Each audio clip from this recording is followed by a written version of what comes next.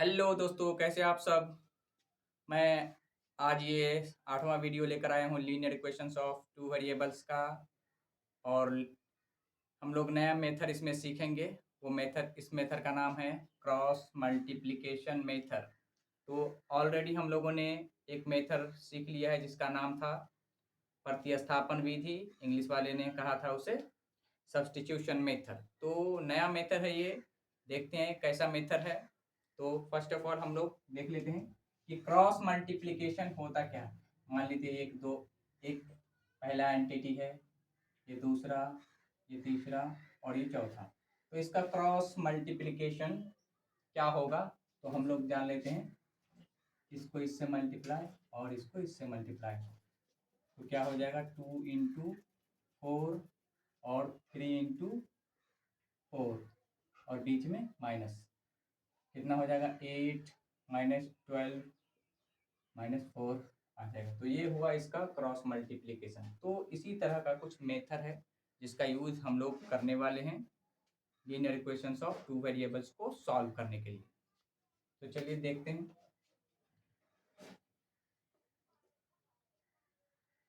Example के तौर पे a1x plus b1y plus c1 is equal to 0, ये एक इक्वेशन है। a2x plus b2y plus c2 is equal to 0, ये सेकंड इक्वेशन है। तो इसमें से हमको वैल्यू फाइंड करना है x और y की। तो चलिए कैसे फाइंड करते हैं इस मेथड से। तो लिखते हैं x डिवाइडेड बाय, जब x लिया हमने तो x वाले चीज को कुछ नहीं करना है, बस अब इसको इसको लिख लेना है। तो यहाँ क्या है b1 और ये c1, यहाँ क्या रह गया b2 और c2, तो b2 और c2। उसी तरीके से माइनस वाई डिवाइडेड बाय, तो y लिया मैंने तो y वाले को ढक देंगे। तो क्या बचा यहाँ a1 और यहाँ c1, यहाँ क्या बचा a2 और यहाँ c2। आगे 1 डिवाइडेड बाय, तो c वाले को कुछ नहीं कहना है, इसको एज इट इज लिख लेंगे a1 b1 divided by a2 और b2। क्रॉस मल्टीप्लाई कैसे करते हैं, इसको इससे मल्टीप्लाई करेंगे, इसको इससे मल्टीप्लाई करेंगे, सेम चीज़ यहाँ इसको इससे मल्टीप्लाई करेंगे, इसको इससे मल्टीप्लाई करेंगे, इसको इससे मल्टीप्लाई करेंगे और इसको इससे मल्टीप्लाई करेंगे। तो देखते हैं x divided by b1 into c2, b2 into c1, बीच में माइनस होता था, ठीक है। अब minus y divided by a1 c2, a1 c2 minus a2 c1 is equal to 1 divided by a1 b2 a2 into b1 और बीच में minus. लिख लेते हैं इसको और अच्छे से। तो b1 और c2, यहाँ देते थे माइनस तो माइनस। अब यहाँ यहाँ क्या आएगा, तो यहीं से सीधा पकड़ में आ जाए कि b और c ही आने वाला है। तो इसे लेते हैं x, तो यहाँ आया b1c2 माइनस, तो इससे ही क्लियर हो जाता है कि यहाँ पे क्या आएगा। तो b और c, बी सी यहाँ है तो बी सी यहाँ भी आएगा, लेकिन कौन वाला b आएगा, तो यहाँ b1 है तो यहाँ आ जाएगा b2, यहाँ c2 है तो यहाँ आ जाएगा c1। Okay, minus y divided bye a1c2, a1c2, बीच में माइनस तो होता ही है। उसके बाद यहाँ भी a और c ही आएगा, लेकिन कौन सा a आएगा, यहाँ a1 आया है तो यहाँ आ जाएगा a2, यहाँ c2 आया है तो यहाँ c1। ओके, अब divided by a1 b2 minus, अब यहाँ भी a b ही आ जाएगा, यहाँ a b है तो यहाँ भी a b, लेकिन यहाँ a1 आया तो यहाँ आ जाएगा a2 और b2 आया तो यहाँ आ जाएगा b1। अब इसको आगे फर्दर सॉल्व करते हैं कि x का वैल्यू कैलकुलेट करने के लिए इन दोनों को बराबर कर लेंगे और y का वैल्यू कैलकुलेट करने के लिए इन दोनों को बराबर कर लेंगे। ठीक है, तो ये हम लोगों ने समझा क्रॉस मल्टीप्लिकेशन मेथड। तो इसे एक क्वेश्चन, सिंपल से क्वेश्चन के माध्यम से समझते हैं ताकि और कंसेप्ट क्लियर हो जाए। ठीक है,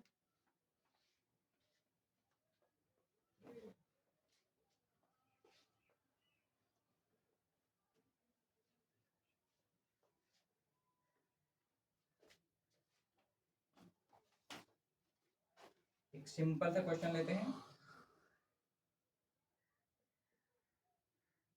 2x plus Y is equal to 35, ये फर्स्ट इक्वेशन है।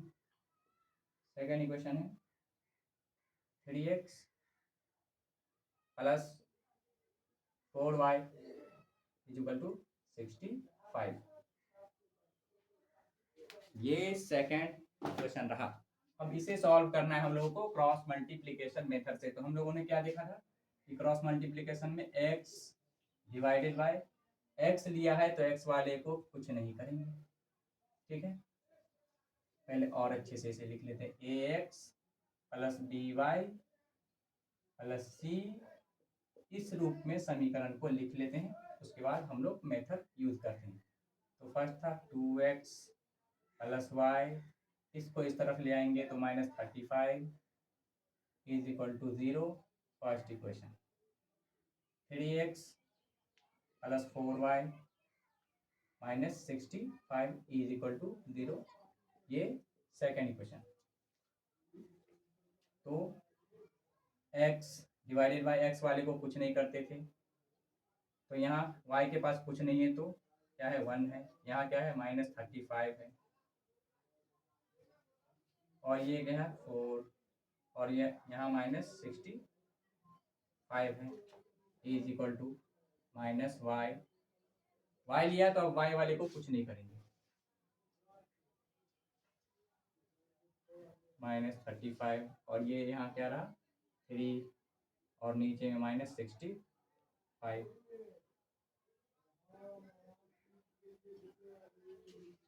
तो इसे कुछ नहीं करना है, तो यहाँ रहेगा 2, और यहाँ रहेगा 1, यहाँ रहेगा 3, और यहाँ रहेगा 4। अब इसका हम लोग क्या करते थे क्रॉस मल्टीप्लिकेशन, तो इसको इससे मल्टीप्लाई, इसको इससे मल्टीप्लाई, इसको इससे मल्टीप्लाई, इसको इससे मल्टीप्लाई, इसको इससे मल्टीप्लाई, और इसको इससे मल्टीप्लाई। तो करके देखते हैं x 1 into -65 -4 into -35 is equal to -y divided by 2 into -65 -3 into -35 is equal to 1 by 2 into 4 -3 into 1। तो लिख लेते हैं x डिवाइड बाय ये -65 और ये plus 20 12 2 14 is equal to -y divided by -130 plus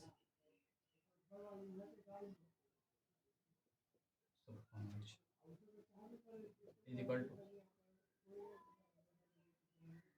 8 -3।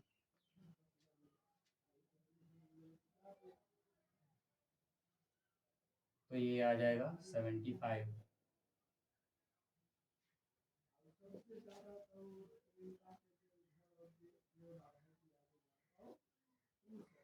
-25 1/5।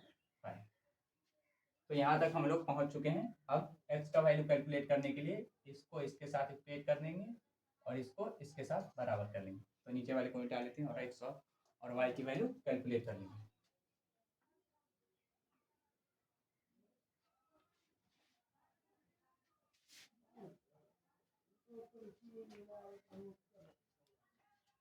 x divided bye 75,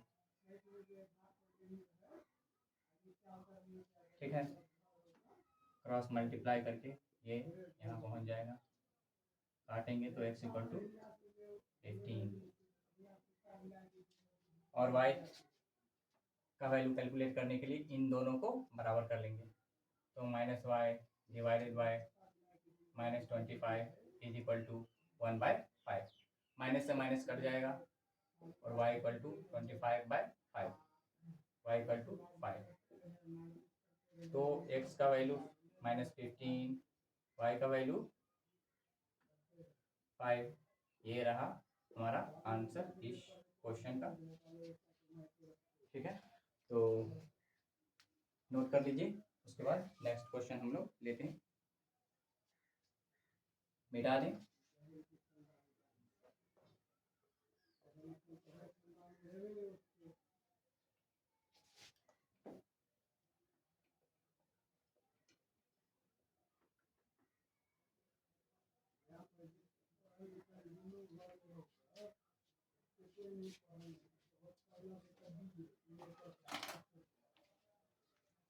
next question है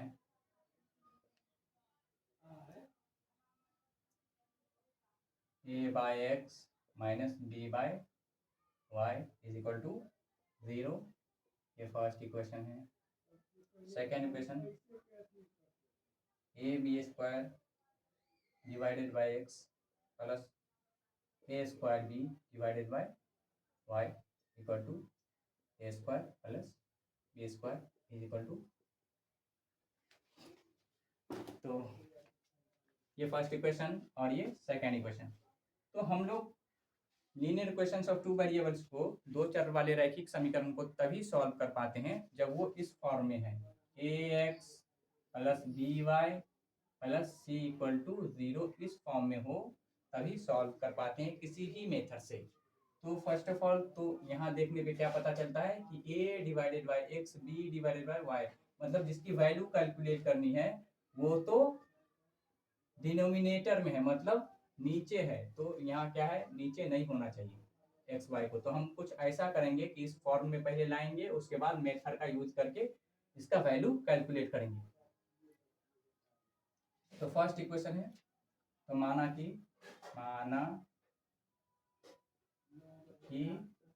1/x equal to you और 1/y equal to be. अब इन सभी इक्वेशन में ये चीज डाल देंगे तो हो जाएगा A U minus B V equal to 0। ये फर्स्ट इक्वेशन। और ये A B square U plus A square B, इसके साथ आ जाएगा भी और माइनस इस वाले को इस तरफ लाएंगे तो ए स्क्वायर प्लस बी स्क्वायर का माइनस से इक्वल टू 0। ये हो गया। अब इसमें हम लोग क्या करेंगे, मेथड लगाएंगे क्रॉस मल्टीप्लिकेशन मेथड का। तो वहां तो एक्स वाई होता था, यहाँ यू और वी है, यू और वी है। तो यहाँ क्या है, एक्स के जगह यू और वी के जगह वाई था। ठीक है, तो यू और वी का वैल्यू हमको फाइंड करना है। तो वहाँ एक्स इक्वल एक्स लिखते थे ऊपर में, तो यहाँ लिखेंगे यू।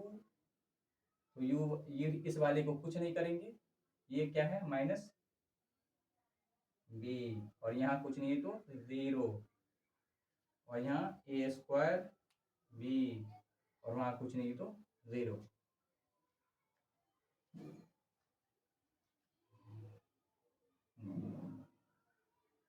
इसमें है minus of A square plus B square is equal to minus of Y. तो यहाँ वाई है नहीं तो minus of V divided by V वाले को ए और यहाँ 0 ए बी स्क्वायर और यहाँ minus of A square plus B square equal to 1/, तो इसको कर लेंगे A minus of B A B square और ए स्क्वायर बी। तो क्या करते थे, क्रॉस मल्टीप्लाई करते थे, इसको इसके साथ, इसको इसके साथ, इसको इसके साथ, इसको इसके साथ, ऐसे क्रॉस मल्टीप्लाई कर लेंगे। तो क्या हो जाएगा, u डिवाइडेड बाय इसको इसके साथ मल्टीप्लाई करेंगे तो b into A square plus B square minus इसको इसके साथ मल्टीप्लाई करेंगे तो 0 हो जाएगा माइनस b डिवाइडेड बाय इसको इसके साथ मल्टीप्लाई करेंगे तो minus of a into A square plus B square इसको इसके साथ मल्टीप्लाई करेंगे तो 0 तो माइनस 0 इसको इसके साथ मल्टीप्लाई करने पर a cube b plus a b cube. अब यहाँ तक हम लोग पहुँच गए तो क्या कर लेंगे इसको इसके साथ बराबर कर लेंगे और इसको इसके साथ बराबर कर लेंगे और u v की वैल्यू कैलकुलेट कर लेंगे। नीचे वाले को मिटा लेते हैं, नोट डाउन कर लें सभी।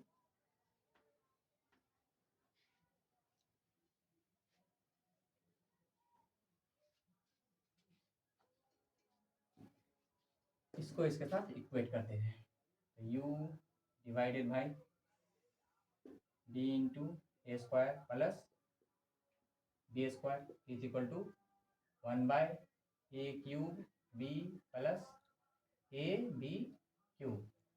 इसीलिए a इक्वल टू क्या हो u इक्वल टू कितना हो जाएगा ये चला गया इस तरफ तो b into A square plus B square और यहाँ a भी कॉमन आ जाएगा इसमें a भी कॉमन तो यहाँ क्या आ जाएगा ए स्क्वायर बी स्क्वायर ये सेट कैंसिल हो जाएगा ये b से b कैंसिल हो जाएगा तो u का वैल्यू 1 बाय ए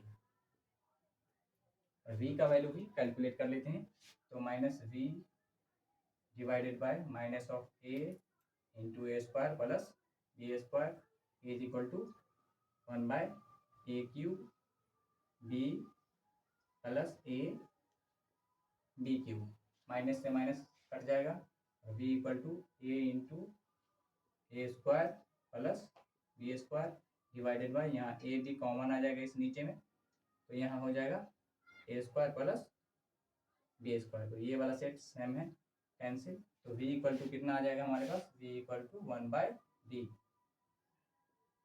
क्योंकि हम लोगों ने पहले माना था u equal to 1 by X है, ठीक है, तो u का वैल्यू हमारे पास 1 बाय ए निकल चुका है। निकालना क्या था x का वैल्यू, इसीलिए x इक्वल टू कितना आ जाएगा a। उसी तरीके से v का वैल्यू कितना है, क्या कितना माना था हमने 1 बाय वाई और v का वैल्यू आ चुका है कितना 1 बाय डी और 1 बाय वाई है तो y की वैल्यू कितनी आ जाएगी d। तो आंसर हमारे पास क्या आ गया x इक्वल टू ए और y इक्वल टू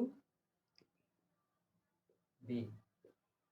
तो ये आंसर आ चुका है हमारे पास। तो ये 2 क्वेश्चन आज हो पाया है और टाइम जवाब दे रहा है। तो हम लोग मिलते हैं नेक्स्ट वीडियो में। अगर वीडियो अच्छा लगे तो लाइक शेयर कमेंट का तो सोचना ही नहीं, सीधा कर देना है। तब तक के लिए धन्यवाद।